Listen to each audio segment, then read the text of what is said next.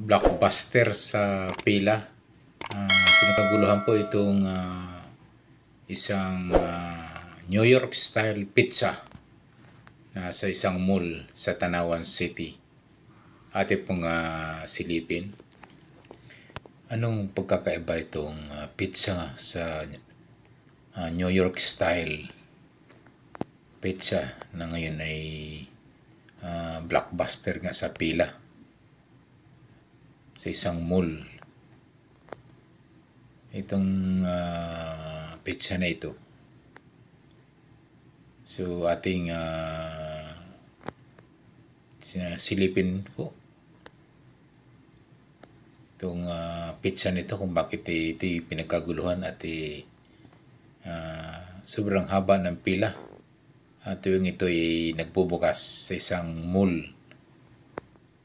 sa Tanawan City. Kakaiba nga itong pizza na ito na nasa mall ngayon dahil sa sobrang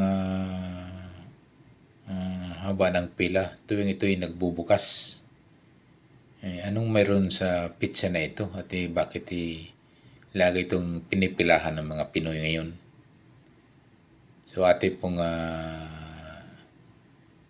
silipin po itong pizza na ito, kung anong meron at bakit hindi mapuknat-puknat ang pila ng nating kababayan ng mga Pinoy ngayon na ito pinipilahan nga ito tuwing nagbubukas ang New York style pizza na ito na nasa isang mall sa Tanawan City.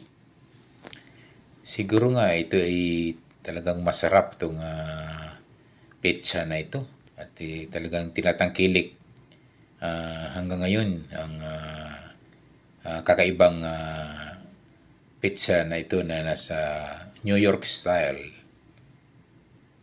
na ngayon ay nasa mall ngayon sa Tanawan City. So ate pong subaybayan itong pizza nito, kung bakit kakaiba nga, bakit habang pila lagi. New York style pizza, pinagkaguluhan pa rin sa Pilipinas.